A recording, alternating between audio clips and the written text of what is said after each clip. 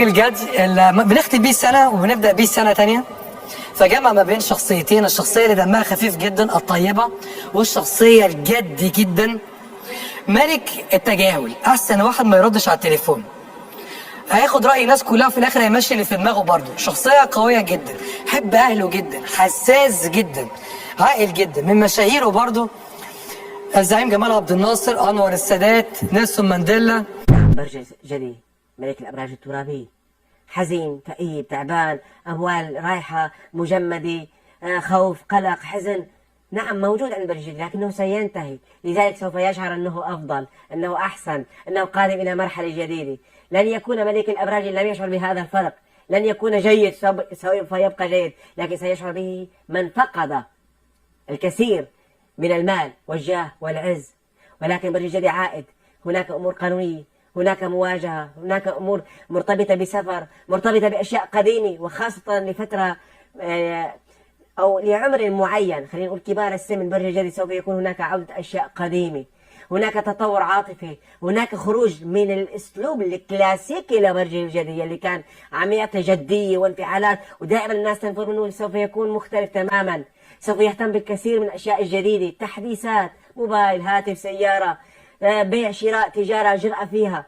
برج الجدي لا ينقصك ان تكون مشهور، فانت قادر، والاعمال التي تقوم بها تستطيع تسويقها، والعمل بالسوشيال ميديا ايضا سوف يكون مناسب لبرج الجدي في عام 2023. صداقات جديده، وبرايي الجدي هناك عوامل مهمه سوف تدفعك الى الامام، وهي اشخاص جدد دخلوا حياتك. بنفس الوقت اخرج من الاشخاص السلبيين واحفظ جيدا اسرارك، ولا تدخل بطاقه انتقام مرتبطه باشخاص ضروك في مكان معين، لانهم سوف يؤذيك هذا الامر، لانه سيسرق منك الوقت.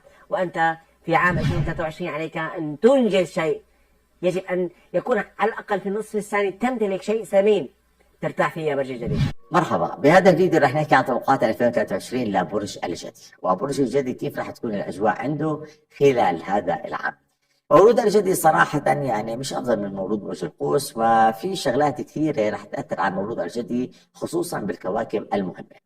بداية زحل لا زال بأثر على الوضع المالي لمولود الجدي خصوصا بشهر 1 2 و3، يعني من 1 2 يناير وحتى 7 اذار مارس لا زالت المشاكل المالية بترافق مولود الجدي، وقلة المال لسه متواجد خصوصا لمواليد 15 ل 19 كانوا 2 يناير. فهاي الفترة بأول شهرين من العام الجديد رح تكون هي امتداد للأعوام السابقة أو الأعوام من 2020 ل 2022. لكن زحل رح يطلع من برج الدلو اللي هو بيت المال إلى بيت السفر وتنقلات برج الحوت. هذا رح يفيدك مولود برج الجدي بالنسبة لتحسن الأوضاع المالية خلال هاي السنة، وفي أجواء جيدة على ناحية المال رح تكون موجودة أكثر خلال منتصف العام وبداية فصل الخريف. بدنا نحكي لمولود برج الحوت انه دخول زحل لبيت الدراسه والسفر ممكن يعطل لك معاملات سفر او هجره انت بتقوم فيها، هذا الحكي بعد 7 اذار مارس. وايضا بدك تنتبه اكثر على دراستك، لانهم على مقاعد الدراسه في المدرسه لازم يهتموا بدراستهم كثير، ولازم يبذلوا جهد عالي جدا. السفر ممكن يتعطل، علاقاتك الاجتماعيه ممكن تتوتر خصوصا خلال فتره الصيف وفصل الخريف، وهذا كله لمواليد كانون الاول ديسمبر. هلا بالنسبة للمشتري، المشتري وجوده ببرج الحمل صراحة بفيدك مولود الجدي بين 1 2 يناير و15 ايار مايو. خلال هاي الفترة ممكن يكون في عندك تغيير بمكان اقامتك، يعني من بلد لبلد، او ممكن تشتري بيت جديد او تغير مكان سكنك. ايضا المناسبات العائلية راح تكون هي مهمة، وفي تركيز اكثر عندك على الصحة يا مولود الجدي باول 5 اشهر من عام 2023. هذا التركيز ممكن يكون لك للافضل، وممكن يتعرض مولود الجدي لعملية جراحية راح تكون مفيدة له.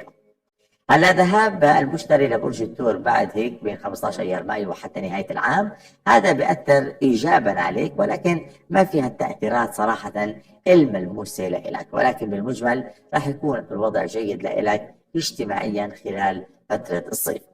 اما تواجد الزهره ببرج الاسد، فخلينا نحكي لمولود الجدي انه ممكن يكون في لها تأثيرات صراحه جيده، لكن التأثيرات الجيدة ممكن تكون أكثر على الناحية الدراسية وناحية العلاقات داخل محيط بيتك.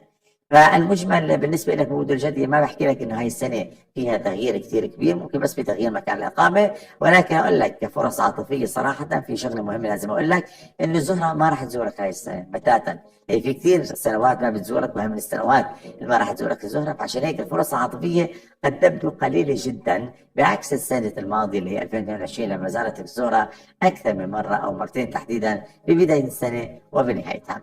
فهي السنة عاطفيا ما أظن في فرص عاطفية، عمليا راح تكون نوعا ما هادي جدا، استقرار، ولكن دير بالك أهم شيء على صحتك، دير بالك على شراكتك العملية إذا كان في عندك شريك، وأيضا على وضعك العائلي اللي ممكن يكون مهم عندك وخصوصا ببداية السنة.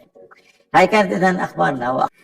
لو عايز تتعرف على تاريخ الحضارة الرومية اشترك في القناة وفعل الجرس ولا